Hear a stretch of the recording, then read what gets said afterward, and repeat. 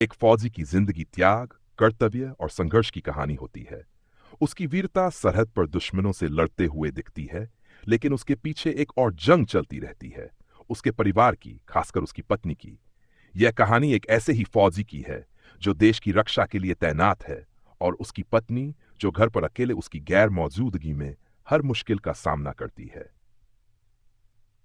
विदाई की घड़ी, सुबह का समय था। सूर्य की किरणें धीरे धीरे आंगन में फैली थीं। पूजा ने चाय का कप उठाया और पास बैठी अपनी 2 साल की बेटी नन्ही परी के सर पर हाथ फेरा। उसका दिल भारी था, क्योंकि आज उसके पति कैप्टन अर्जुन सिंह को फिर से बॉर्डर ड्यूटी के लिए रवाना होना था। अर्जुन, क्या इस बार पोस्टिंग जल्दी खत्म हो जाएगी? पूजा ने उम्मीद भरी निगाहों से पूछा। अर्जुन ने मुस्कुराने की कोशिश की, लेकिन उसकी आंखों में भी एक अनकहा दर्द था। पूजा, तुम्हें तो पता है, देश सेवा किसी समय की मोहताज नहीं होती। मैं जल्द लौटूंगा, वादा है। 4 साल का आर्यन भी दौड़ता हुआ आया और अपने पिता से लिपट गया। पापा, इस बार मेरे लिए क्या लाओगे? अर्जुन ने अपने बेटे को गोद में उठाया और उसके माथे को चूमा। बहुत सारी कहानियां और तुम्हारी पसंदीदा चॉकलेट। पूजा ने अर्जुन के बैग को गाड़ी तक रखा और मन ही मन भगवान से प्रार्थना की, हे प्रभु, मेरे सुहाग की रक्षा करना। अध्याय द अकेलेपन की शुरुआत। अर्जुन के जाने के बाद पूजा के लिए हर दिन एक परीक्षा बन गया। दिन भर घर के काम, बच्चों की देखभाल और बाहर की जिम्मेदारियां, सब कुछ उसी को संभालना था। लेकिन सबसे कठिन था रात का समय, जब घर में एक अजीब सा सन्नाटा पसर जाता। रात को बिस्तर पर लेटी पूजा की आंखों से आंसू बह निकले। शादी को 5 साल हो चुके थे, लेकिन हर साल उसे ऐसे ही अकेले रहना पड़ता था। जब पड़ोस की औरतें अपने पतियों के साथ त्योहार मनाती, पूजा दीपावली की रोशनी में भी अंधेरा महसूस करती। अध्याय बच्चों के सवाल और मां का संघर्ष। एक शाम आर्यन ने मासूमियत से पूछा, मां, पापा हमसे इतना दूर क्यों रहते हैं? पूजा को कुछ समझ नहीं आया कि वह अपने बच्चे को क्या जवाब दे। कैसे बताए कि उनके पिता एक ऐसे फर्ज को निभाने गए हैं जो हर किसी की बस की बात नहीं। बेटा, पापा देश की रक्षा करने गए हैं ताकि हम सब सुरक्षित रह सकें, पूजा ने बेटे को गोद में लेते हुए कहा। क्या पापा कभी नहीं आएंगे? परी ने अपने छोटे छोटे हाथों से मां का दुपट्टा पकड़ते हुए पूछा। नहीं बेटा, पापा जरूर आएंगे, बस हमें हिम्मत रखनी होगी, पूजा ने खुद को मजबूत करते हुए कहा, लेकिन अंदर से वह खुद भी टूट रही थी। अत्याश्किलों का सामना। एक दिन अचानक आर्यन की तबीयत खराब हो गई।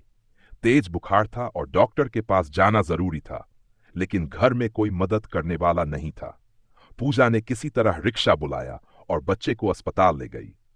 डॉक्टर ने कहा कि चिंता की कोई बात नहीं, लेकिन पूजा को एहसास हुआ कि अगर अर्जुन यहां होता तो यह सब इतना कठिन नहीं होता। इसी तरह बिजली का बिल भरने से लेकर सिलेंडर भरवाने तक हर छोटी बड़ी समस्या का समाधान उसे खुद ही करना था। लेकिन सबसे बड़ा डर तब लगता था जब रात को फोन की घंटी बजती। दिल एकदम तेज धड़कने लगता कि कहीं कोई बुरी खबर तो नहीं। अध्याय 22। युद्ध का खतरा और बेचैनी। एक दिन टीवी पर खबर आई कि बॉर्डर पर तनाव बढ़ गया है। पूजा का दिल बैठ गया। वह घबराई हुई अर्जुन को फोन करने की कोशिश करने लगी, लेकिन कोई संपर्क नहीं हो पाया। उसने मंदिर में दीप जलाया और भगवान से अपने पति की सलामती की दुआ मांगी। रात भर करवटें बदलने के बाद सुबह फोन बजा। अर्जुन की आवाज सुनकर पूजा की जान में जान आई। मैं ठीक हूं पूजा, बस कुछ दिनों की बात है, फिर सब ठीक हो जाएगा।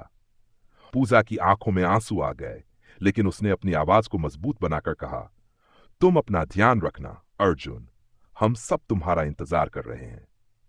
अध्याय 6। उम्मीद की किरण। कई महीनों के बाद आखिर वह दिन आया जब अर्जुन की चिट्ठी मंजूर हुई। पूजा ने खुशी खुशी घर की सफाई शुरू कर दी। बच्चों के चेहरे पर भी रौनक थी। जब अर्जुन घर पहुंचा तो आर्यन और परी दौड़कर उसके गले से लग गए। पूजा दरवाजे पर खड़ी थी, आंखों में खुशी के आंसू थे। अर्जुन ने पूजा को देखा और धीरे से कहा, तुम बहुत मजबूत हो पूजा, तुम्हारी हिम्मत ही मेरी ताकत है।